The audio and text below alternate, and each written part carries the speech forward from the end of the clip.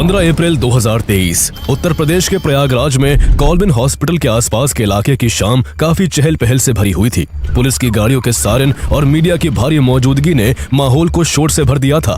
ऐसा इसलिए था क्योंकि उस रात उत्तर प्रदेश के कुख्यात बाहुबली अतीक अहमद और उसके भाई अशरफ अहमद को पुलिस कस्टडी में मेडिकल जांच के लिए वहां लाया जाना था। कुछ ही देर बाद रात 10:36 पर वहां बड़ी बड़ी मूंछों को ताव देते हुए और सर पर सफेद गमछा बांधे अतीक अहमद अपने भाई अशरफ के साथ पुलिस की गाड़ी से उतरता है और पुलिस की भारी सुरक्षा के बीच दोनों भाई कॉल्विन हॉस्पिटल की ओर बढ़ने लगते हैं। तुरंत मीडिया वाले भी दोनों को चारों ओर से घेर कर सवाल पूछने लगते हैं, लेकिन मीडिया वालों के बीच 3 लोग ऐसे भी थे जिन्होंने मीडिया का मुखौटा पहन रखा था और दिखावे के लिए हाथ में माइक थामने के साथ साथ अपने कपड़ों में लोडेड पिस्टल भी छिपा रखी थी।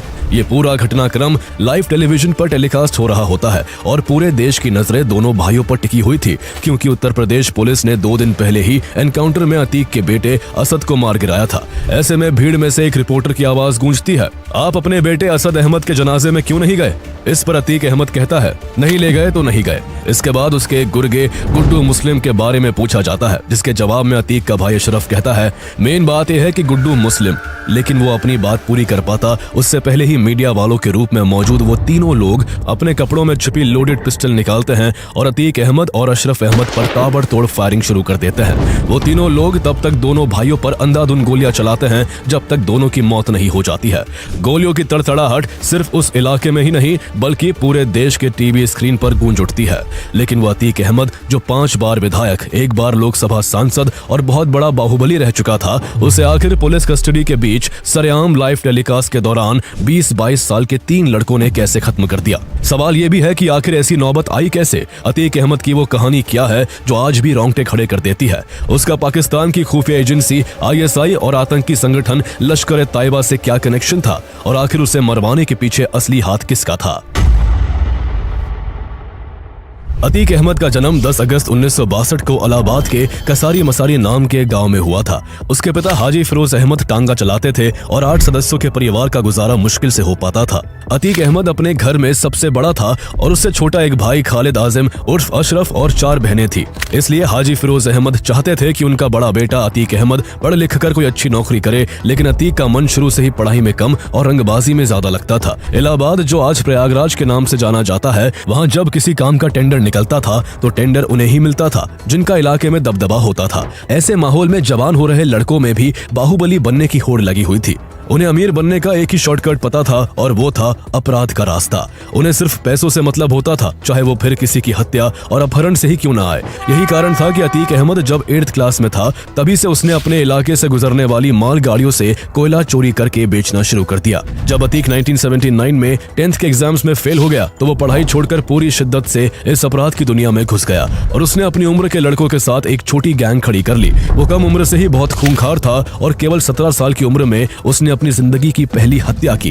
यह मामला कोयला की चोरी से जुड़ा हुआ था, जिससे जल्द ही इलाके में उसके नाम की तूती बोलने लगी। अगले 4 सालों तक अतीक ने मालगाड़ियों से कोयला चुराने के साथ साथ रेलवे का कबाड़ बेचने और वसूली का भी काम किया। जिस समय अतीक अहमद क्राइम की दुनिया में अपनी जगह बनाने की कोशिश कर रहा था, उसी समय उस इलाके में शो के इलाही नाम के एक बड़े गैंगस्टर का भी भारी दबदबा था, जो चांद बाबा के नाम से मशहूर था। चांद बाबा का इतना रौब था कि उसके इशारे के बिना उस इलाके में पत्ता भी नहीं हिल सकता था। उसे पॉलिटिकल प्रोटेक्शन मिला हुआ था और पुलिस उसके गुर्गों को हाथ तक नहीं लगाती थी। चांद बाबा के लोग अपने साथ बैग्स में बॉम्ब्स बनाने का सामान लेकर घूमते थे और जरा सा भी खतरा होने पर तुरंत बॉम्ब बनाकर अपने दुश्मनों पर फेंक देते थे। इसी वजह से चांद बाबा गैंग को बमबाज भी कहा जाता था।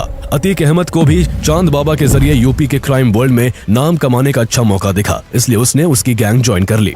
लेकिन जल्दी ही अतीक अहमद को पुराने मामले में अरेस्ट कर लिया गया और उस पर नेशनल सिक्योरिटी एक्ट NSA लगा, जिसे रासुका भी कहा जाता है। अतीक अहमद उत्तर प्रदेश का पहला गैंगस्टर था जिस पर NSA लगाया गया था। NSA एक ऐसा एक्ट है जिसमें पुलिस बिना किसी चार्ज के आरोपी को 12 महीनों के लिए कैद कर सकती है। अरेस्ट करने के बाद पुलिस अतीक को किसी सुनसान इलाके में ले जाकर उसका एनकाउंटर करने ही वाली थी कि ऐन मौके पर एक नेता के कहने पर पुलिस ने उसे छोड़ दिया। कहा जाता है कि पुलिस और नेता दोनों ही उसे शह दे रहे थे ताकि इलाके में एक नया गुंडा तैयार हो जो चांद बाबा के खौफ को खत्म कर सके। यानी पुलिस और नेता लोहे को लोहे से काटना चाहते थे और इस वजह से अतीक का तेजी से राइज हुआ और जल्दी ही उसका खौफ फूलपुर, प्रयागराज, कौशल विषम भी नोएडा से लेकर लखनऊ तक फैल गया। कुछ सालों तक अतीक अहमद ने चांद बाबा के साथ रहकर बॉम्ब बनाना, वेपन सप्लाई करना और एक्सटॉर्शन के तौर तरीके सीखे, लेकिन जैसे ही इलाके में उसका नाम हुआ वो चांद बाबा को ही आंख दिखाने लगा। इन सब में साल 1989 आ चुका था। उत्तर प्रदेश में विधानसभा चुनाव होने वाले थे और चांद बाबा भी इलाहाबाद वेस्ट से चुनाव लड़ रहा था। अतीक भी अपना दबदबा बढ़ाने के लिए राजनीति में उतरना चाहता था, इसलिए उसने विधानसभा चुनाव में इलाहाबाद वेस्ट से खड़े चांद बाबा के खिलाफ निर्दलीय पर्चा भर दिया। चांद बाबा ने उसे नॉमिनेशन वापस लेने के लिए कई बार धमकाया। दोनों के बीच चुनावी प्रचार के दौरान कई बार गैंग वॉर भी हुई, लेकिन अतीक ने मैदान नहीं छोड़ा। जनता भी चांद बाबा के आतंक से तंग आ चुकी थी, इसलिए उसने अतीक को खूब वोट किया और इस तरह अतीक अपने पहले ही प्रयास में चुनाव जीतकर विधायक बन गया। अतीक जानता था कि अब एक म्यान में दो तलवार नहीं रह सकती, इसलिए उसने चांद बाबा की हत्या करवा दी और धीरे धीरे उसके गैंग का भी सफाया कर उसके पूरे क्रिमिनल एम्पायर को हड़प लिया।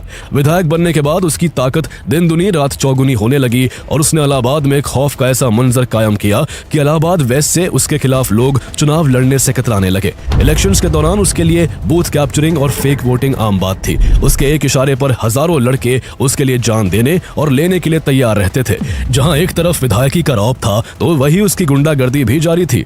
वो इलाके के बड़े बड़े बिजनेसमैन की प्रॉपर्टीज, उनके सामान और पैसे लूट लिया करता और छोटे व्यापारियों, दुकानदारों और बिल्डर्स से रेगुलर फिरौती वसूला करता। किसी की भी इतनी हिम्मत नहीं होती थी कि कोई उसके खिलाफ कुछ भी बोल सके।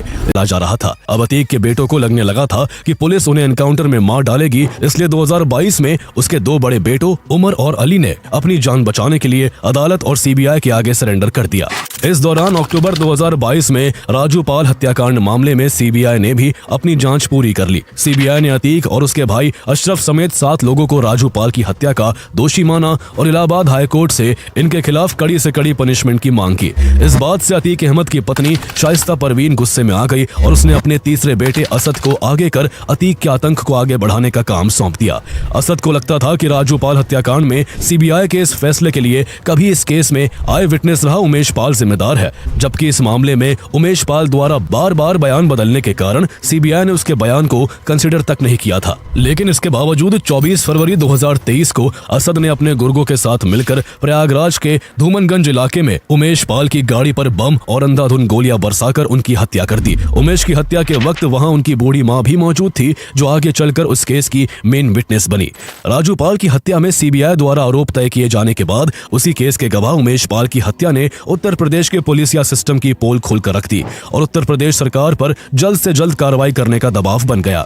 इस असैसिनेशन के एक दिन बाद चीफ मिनिस्टर योगी आदित्यनाथ ने विधानसभा में कहा, ये जो माफिया है, जो अपराधी है, उन्हें जल्द से जल्द मिट्टी में मिला देंगे। जल्द ही उमेश पाल हत्याकांड का सीसीटीवी वीडियो भी वायरल हो गया, जिसमें अतीक का तीसरा बेटा असद अपने 6 गुर्गों के साथ उमेश पाल की गाड़ी पर गोलीबारी और बम फेंकते दिख रहा था।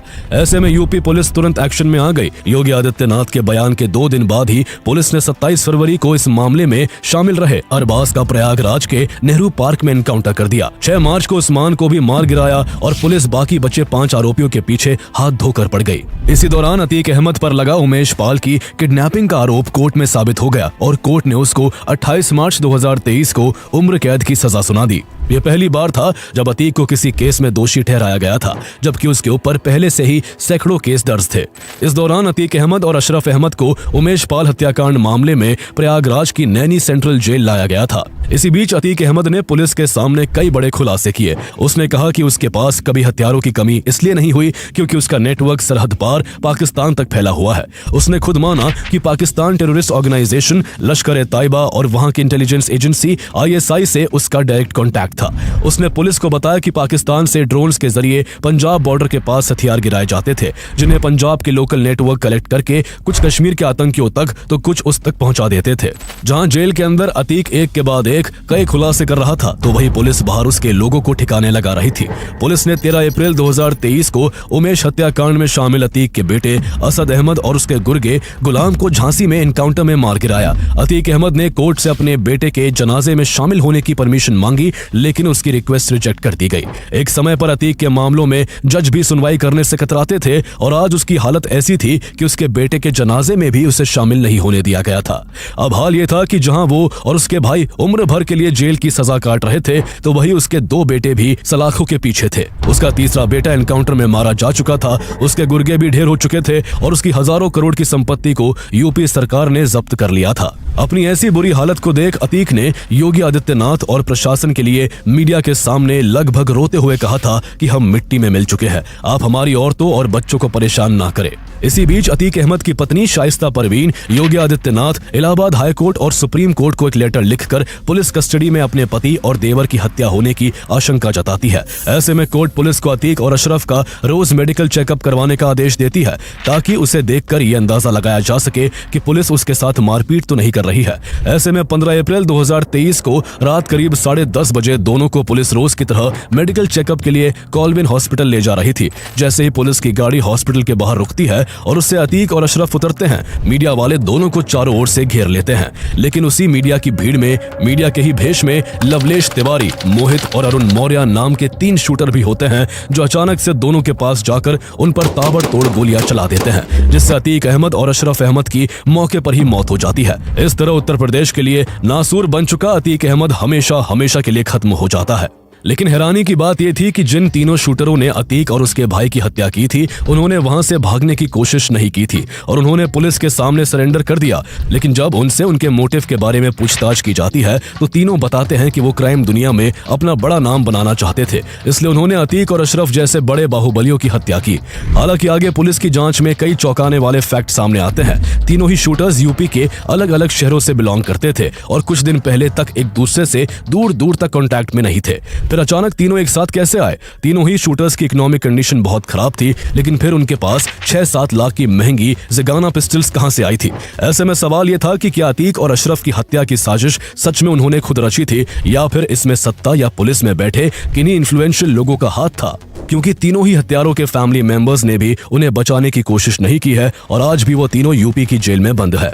आज भी यूपी पुलिस अतीक अहमद के फरार फैमिली मेंबर्स को ढूंढने में जुटी हुई है। अतीक द्वारा क्राइम के जरिए बनाई गई 11,000 करोड़ की संपत्ति में से 3,000 करोड़ की संपत्ति को सीज कर लिया गया है और उसके बाकी के ठिकानों को बुलडोजर द्वारा गिराने का काम जारी है। ऐसे में अतीक अहमद की कहानी बताती है कि अपराध के रास्ते कभी भी ठीक नहीं होते। देर से ही सही, लेकिन अपराधियों पर एक दिन कानून का शिकंजा जरूर कसता है और